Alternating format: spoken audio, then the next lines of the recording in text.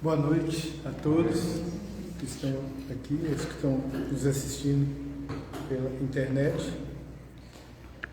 O tema de hoje parece estar esquisito no momento que nós estamos vivendo, né? Com as dificuldades que nós passamos na pandemia, as dificuldades econômicas, né? E os desencarnes de familiares queridos que a gente teve. E, no fundo, fica até difícil, né, você viajar num momento desse. Mas há um apelo e é irreversível. É uma época de férias e, normalmente, as crianças estão em férias escolares, as famílias costumam viajar. Por isso, eu propus o tema ao Divino para a gente tratar de uma maneira, como que fala, responsável do ponto de vista espiritual, para orientar também a possibilidade de ter um bom aproveitamento, né, das férias, para que elas possam nos enriquecer espiritualmente.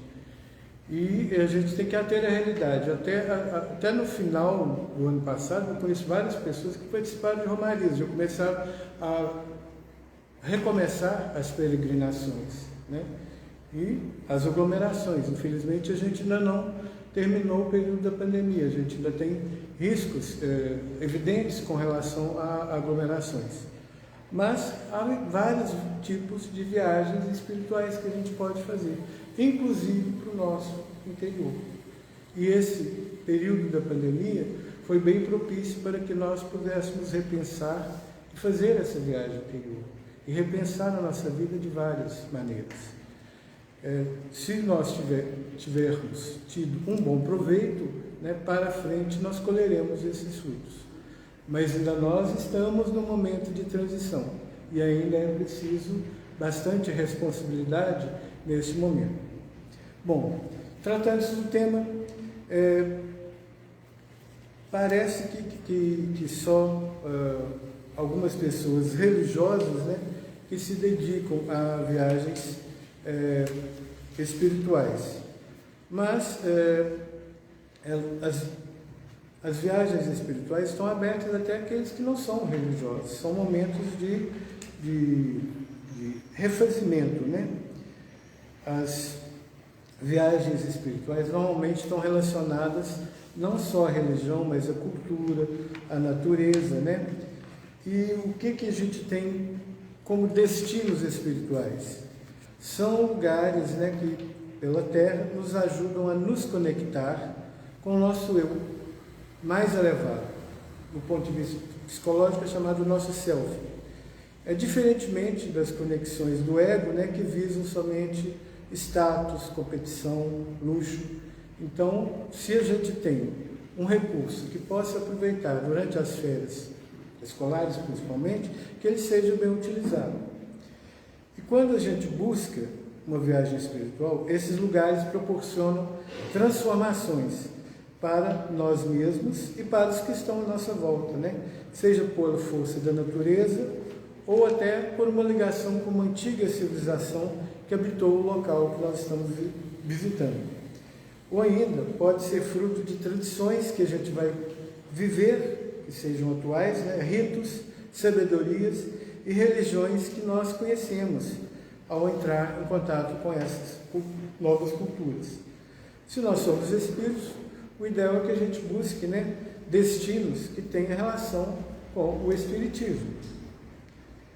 Alguns dos lugares que são destinos espirituais se transformaram ao longo do tempo e em relação a várias religiões em polos espirituais, que muitos foram desenvolvidos até turisticamente. Há uma exploração econômico-financeira disso também. A gente lembra lá dos vendilhões do tempo. Então é preciso ter muito discernimento quando a gente vai visitar algum desses locais, né? Lá há uma preparação para receber os turistas, os peregrinos, né? E todos buscam uma transformação pessoal mais profunda. Se há uma superficialidade nessa visitação, realmente não se vai chegar a isso. mas na maioria das visitações, né, que você tem de peregrinos, se busca uma transformação pessoal. Nós temos alguns destinos muito conhecidos no mundo inteiro e também aqui no Brasil. A gente tem destinos na América do Sul, que é no Peru, na Índia, no Egito, no México. Aqui no Brasil existe uma peregrinação constante, a Aparecida do Norte, né, que é católica. E o que todos esses lugares têm em comum? É principalmente a busca por algo além do que nós podemos ver. Então a gente não vai lá só para ver uma paisagem, a gente vai buscar algo mais.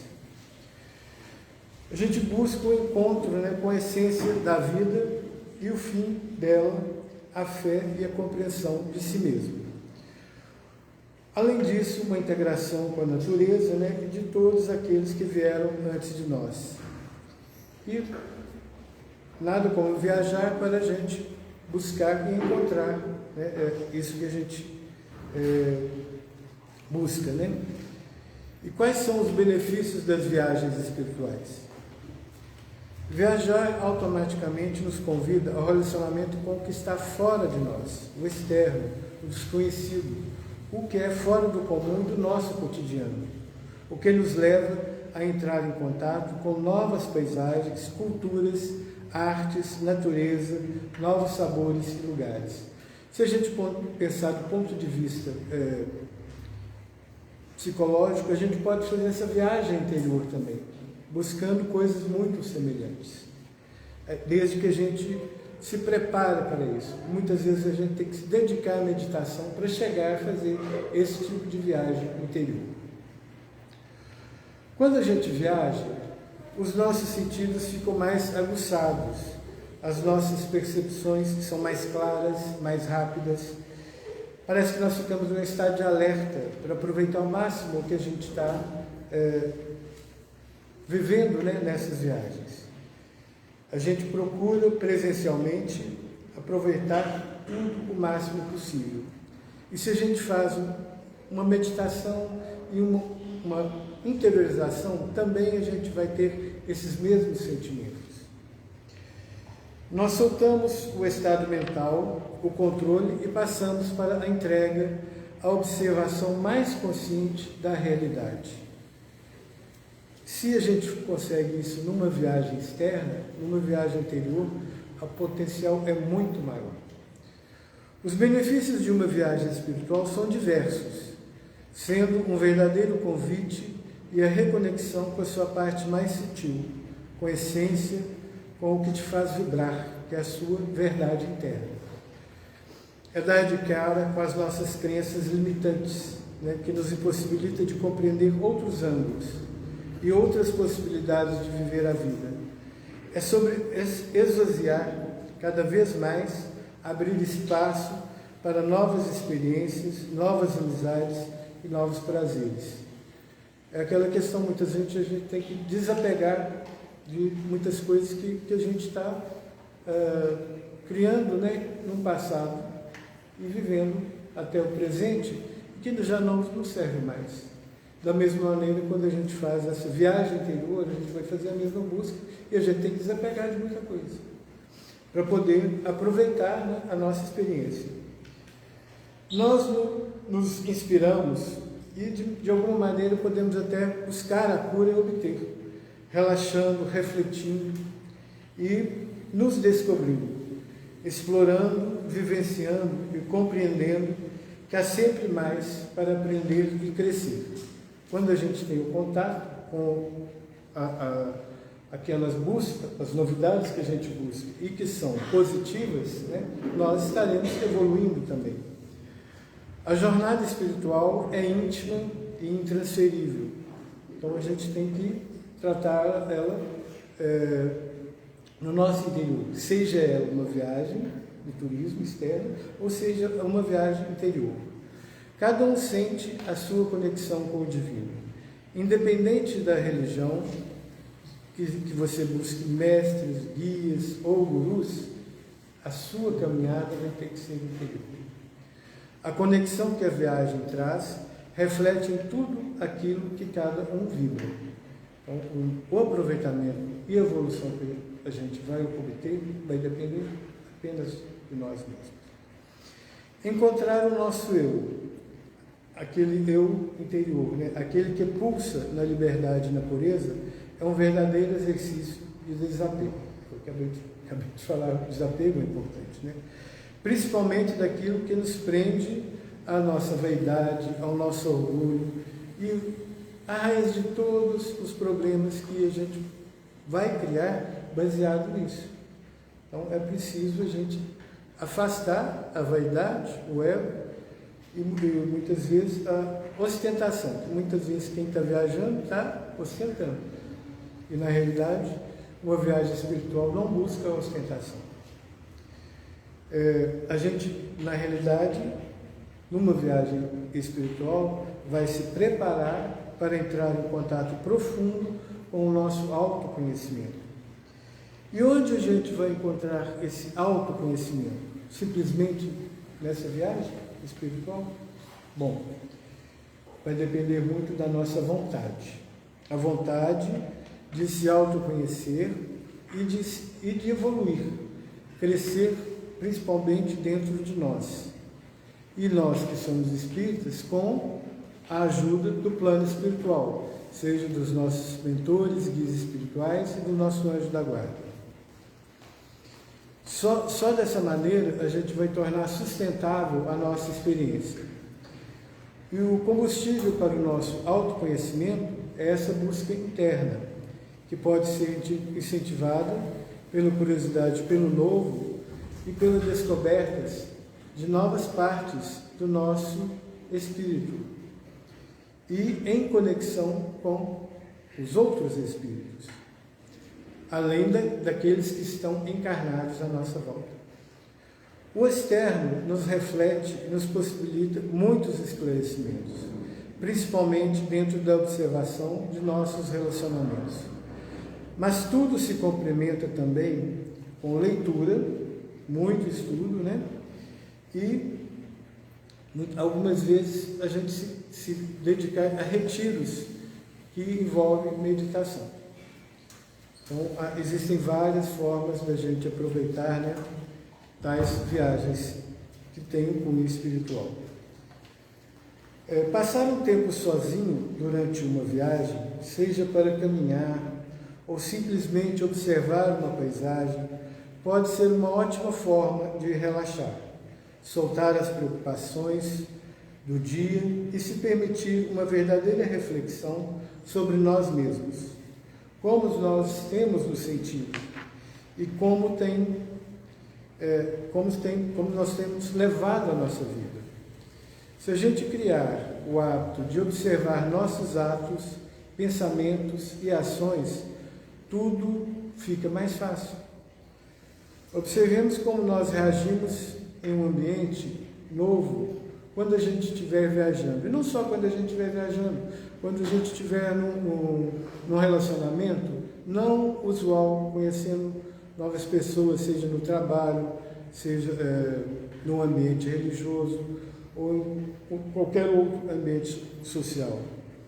Nós perceberemos que esse encontro vai além das pessoas ou das paisagens que a gente esteja mirando, né? A gente vai, além disso, mergulhar em nós mesmos. Por esse motivo, as viagens contribuem para o nosso autoconhecimento e nosso crescimento espiritual. Bom, eu procurei na internet algumas dicas, né, para que a gente possa fazer uma viagem espiritual. O que a gente tem que levar em consideração é a natureza que Deus nos criou. E ela é como se fosse uma grande mãe, que está em contato com a origem de tudo, com a vida, né, na sua pureza, na sua natureza, como Deus, né, nos permitiu usufruir. E da mesma maneira a gente vai encontrar, né, os ciclos de morte e renascimento. Então tudo que a gente tem de conhecimento da doutrina espírita que a gente estuda em relação aos espíritos, ao nosso espírito, também se reflete na natureza. A gente tem os ciclos de morte, renascimento e reencarnação até nos animais. Então, quando nós estamos em pleno contato com a natureza, colocando os pés na terra, mergulhando nas águas e deitando em suas pedras, sentindo o cheiro das suas mais diversas espécies de plantas, flores, nos leva a um profundo contato com a nossa própria essência. Isso parece tão distante do nosso dia a dia, né? Que a gente esquece de aproveitar os benefícios que a natureza oferece. A gente se preocupa tanto com as nossas obrigações, em cumprir com as nossas tarefas, e muitas vezes a gente perde esse contato com a natureza, que é muito importante para nós. Então a gente deve buscar essa possibilidade, colocar nos nossos planos e nos nossos planejamentos, né? Sejam cotidianos, sejam de longo prazo, do ano ou de anos seguintes, né? Principalmente agora que a gente está revendo muito do nosso aprendizado com a pandemia, a gente deve colocar essa possibilidade, para que a gente possa perceber profundos momentos de relaxamento, muito mais do que a gente teve em casa, confinado, né, por uma questão de saúde. Então, o momento agora, muitas vezes, é de repensar e buscar também novas possibilidades, né, de relaxamento. Se bem que eu não sei como foi a experiência de todas as pessoas, mas muitas pessoas se sentiram oprimidas e com estresse, né, durante o isolamento. Por quê? Acho que muito por falta da nossa preparação psicológica para isso e principalmente espiritual. Porque nós passamos por uma transição espiritual também nos nossos lares. O mundo está em transição, não como um todo, mas dependendo da nossa transição pessoal também. Isso já começou, a gente experimentou. Não sei se fomos felizes na experiência, nós vamos saber daqui para frente pelos frutos que nós vamos colher, né? E ainda estamos plantando, né? Muita coisa a gente ainda está por plantar. Bom, essas viagens nos permitem, além dos profundos momentos de relaxamento, né, um revigoramento da nossa forma física, emocional e também espiritual. Fazer uma viagem espiritual no meio da natureza é descobrir todas as suas nuances, que vão aos poucos, se movem e mostram as nossas mais diversas faces, sensações, sentimentos e pensamentos. Observar os animais e o que eles nos representam, meditar em meio ao som dos córregos das matas e mergulhar mais profundamente, entregar-se mesmo que o medo apareça, é ter a certeza de todo o acolhimento disponível da grande natureza está ao nosso alcance. Nós espíritas não temos essa tendência e essa quase obrigação que algumas religiões pedem aos seguidores de terem peregrinações a locais religiosos. Mas sempre que possível, né, a visitação nossa a templos também cria ótimos lugares, né, para uma viagem espiritual. Justamente por eles ancorarem em suas construções a energia da fé, da devoção, da entrega, do amor, do esforço divino e que mostram as mais diversas faces, sensações, sentimentos e pensamentos. Observar os animais e o que eles nos representam, meditar em meio ao som dos córregos das matas, mergulhar mais profundamente, são coisas que eu já falei, estou repetindo, mas nos fortalecem muito, além, né, da visitação que a gente faz em locais que sejam sagrados. E os locais considerados sagrados por várias religiões representam o grande poder de criação do homem e da terra. A conexão do homem com Deus é tão forte, a fé é tão intensa, que o homem criou um ambiente de respeito, de zelo, de silêncio, que é ideal para quem está em busca, né, da espiritualidade, procurando compreender as mais diversas religiões e aquilo que liga todas elas. Há todo um simbolismo cósmico encontrado nos templos religiosos, desde os seus mínimos detalhes até as mais gigantes estruturas. Sabemos que há muita coisa ligada à materialidade, ao ritualismo, né, a coisas que já no Espiritismo a gente tem desprendido. Até religiões que se dizem não adorar, né, ídolos, também ainda usam estátuas, quadros, imagens, e isso realmente pode ser um elo, né, de ligação para aqueles que têm fé nisso, mas para a religião espírita já não representa a mesma condição que existe, né, para quem tem essa crença em imagens. Mas a gente pode encontrar muito no que a gente vê nesses tempos de arte, de beleza, de realmente a força do Criador, que Deus, através de artistas, artesãos, né, cria, mesmo que sejam imagens, né, que nos trazem uma tranquilidade e uma ligação com a espiritualidade. Lembrando que isso não é a nossa crença, mas se há a possibilidade de alguém, nas viagens que faz, visitar tais templos, eu creio que não seja condenável, porque você vai estar admirando a beleza, a arte, né, de artistas, e não idolatrando. O que nós não podemos nos conduzir é pela idolatria. Bom, o que é importante na viagem espiritual? E o que é importante, principalmente na viagem espiritual interna nossa? É a meditação. A meditação anda de braços dados com a viagem espiritual, porque ela proporciona maior clareza e compreensão para nós mesmos, sobre tudo o que for experienciado durante as vivências, o contato com as pessoas e os locais considerados sagrados em determinadas religiões que nós estivemos visitando. É o grande momento dentro da viagem, quando a gente vai, como se diria, curtir através da meditação os locais que a gente está visitando. Nós simplesmente paramos, respiramos e fechamos para nosso interior, deixando todas as informações, imagens, sensações e pensamentos se integrarem no nosso interior.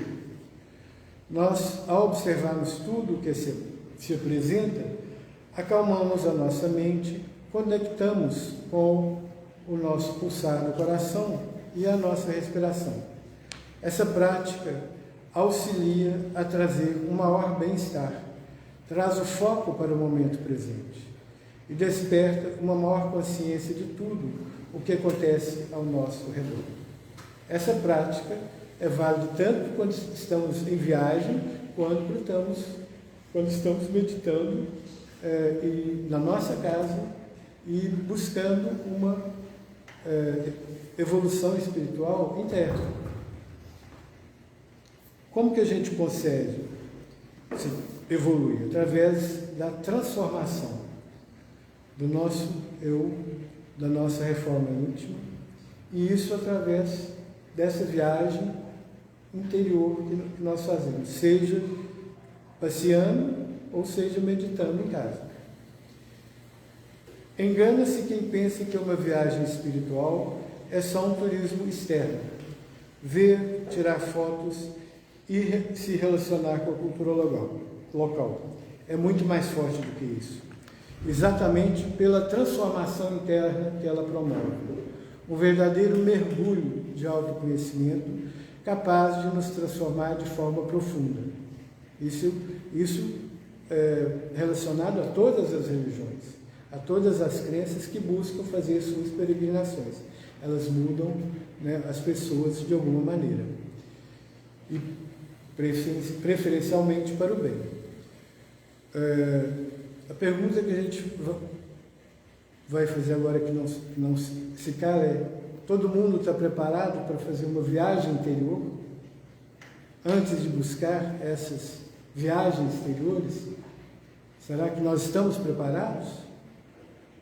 Essa pergunta acho que a gente tem que fazer todo dia, porque o nosso crescimento e a nossa evolução é de viagens constantes, inclusive quando nós estamos em sono, em estado de descanso durante o sono. Os sonhos que a gente tem são como viagens também, e refletem as nossas experiências que a gente teve, dias, meses, anos anteriores, e as nossas expectativas futuras também. Então, a preparação para dormir e para o nosso sono é muito importante. É também como se a gente fosse preparar para uma viagem.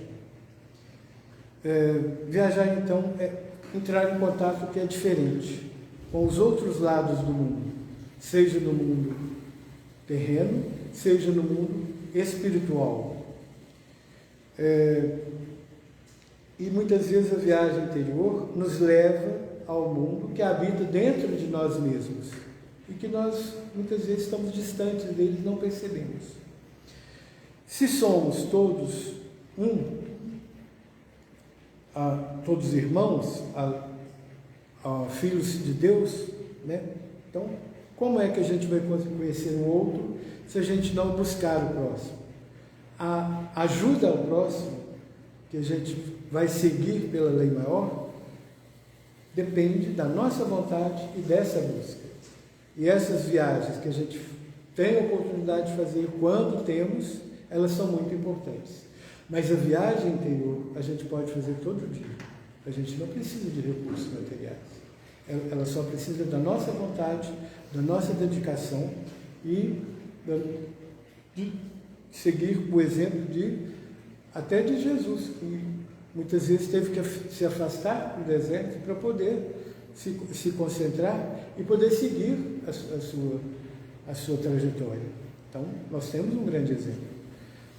Então, a viagem que a gente faz, seja externa ou interna, buscando outras pessoas, nada é mais do que uma parte da nossa vivência, da nossa evolução e do nosso espiritualismo. Então, viajar, aqui em conclusão, é, portanto, evoluir. Temos mais alguns minutos, eu vou dar alguns exemplos fora da nossa religião espírita, para vocês terem ideia de como é a força das viagens espirituais, que normalmente são chamadas romarias religiosas. Na própria Bíblia, os israelitas, e principalmente os judeus, sempre iam adorar no templo em Jerusalém, e ali celebrar suas festas religiosas. Houve ocasiões de chegar na cidade até 25 mil peregrinos de uma só vez para as celebrações. No relato sobre o dia de Pentecostes, há menção de judeus que tinham vindo do norte da África, da Ásia Menor, bem como de Roma e dos países árabes. E nós sabemos, através do Evangelho, do Novo Testamento, que os apóstolos viajaram grandes distâncias por muitas províncias, muitos países, chegando até Roma, que era a capital do Império. Bom, outras religiões também têm peregrinações a lugares sagrados. Lembrando ainda os judeus, que até hoje, né, mesmo tendo sido destruído o templo de Jerusalém, até hoje peregrinam para fazer rituais no Muro das Lamentações. Bom, locais que são relacionados à vida de Jesus e seus seguidores, aí rememorando a Igreja Católica, né? Tem um caminho na Espanha chamado Caminho de Santiago de Compostela, que é famoso pela Basílica, né, onde estão os restos mostrais do apóstolo Tiago. Tem o Santuário de Fátima, em Portugal, de Lourdes, na França, próprio Vaticano, as cidades de Pádua, relacionadas a Santo Antônio e a Assis, a São Francisco e a Santa Clara. Na Terra Santa, as pessoas visitam, né, o Rio Jordão, a Basílica da Natividade, em Belém, o Santo Sepulcro, o Mar da Galileia, o Jardim de Getsemane, isso na tradição católica. No hinduísmo, a gente tem um ritual que envolve milhares de pessoas, eu acredito que até milhões, que é muito grande, em Varanasi, no Rio Ganges, na Índia, relacionado ao hinduísmo. No islamismo, também tem grandes peregrinações a Meca, na Arábia Saudita, a Grande Mesquita, né, e a Kaaba. No budismo, a gente tem peregrinações em vários países da Ásia, na Índia, no Japão, na Tailândia, Mianmar, Indonésia, Nepal,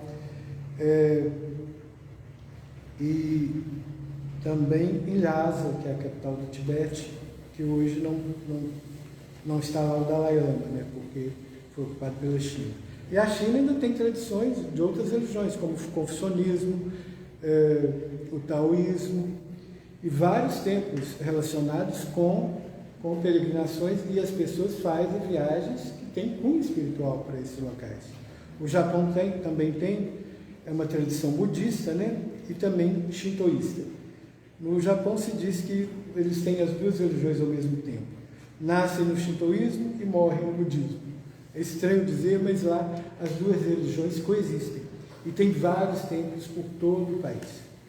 E todos têm peregrinações de devotos, né?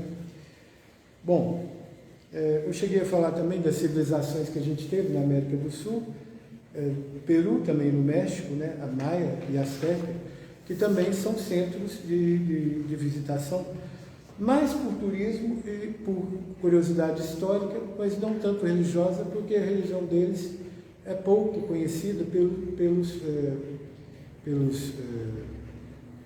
dados e sei lá, hierógrafos que eles deixaram, que não tem muitos conhecimentos. E eram religiões que tinham rituais muito violentos.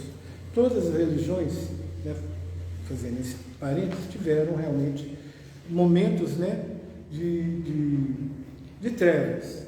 E eu não vou ater a isso, porque quando a gente for buscar, né, em qualquer tempo, eu já fui em vários locais de outras religiões, o que eu vou buscar? E tive realmente sentimentos ruins pelo passado que havia ali.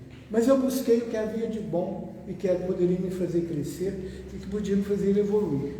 Então, acho que tudo que a gente vai procurar viajar, seja em turismo ou seja em nosso interior, a gente deve buscar o que é de bom ali e o que é de bom no nosso interior. Isso que não vai se permitir evoluir.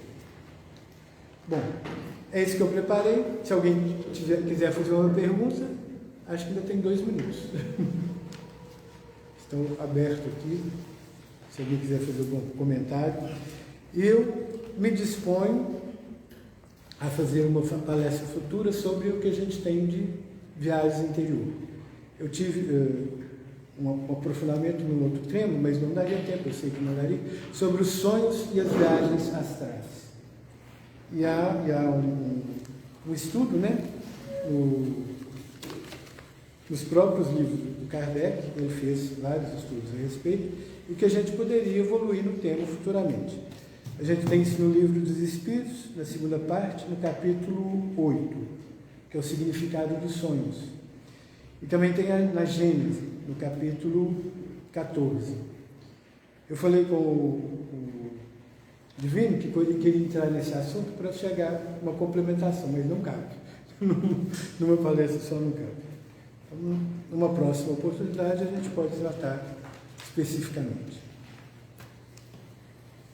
Se alguém tem alguma pergunta, zerou o tempo. Eu agradeço a todos pela atenção. Muito obrigado. Espero que todos tenham um bom proveito.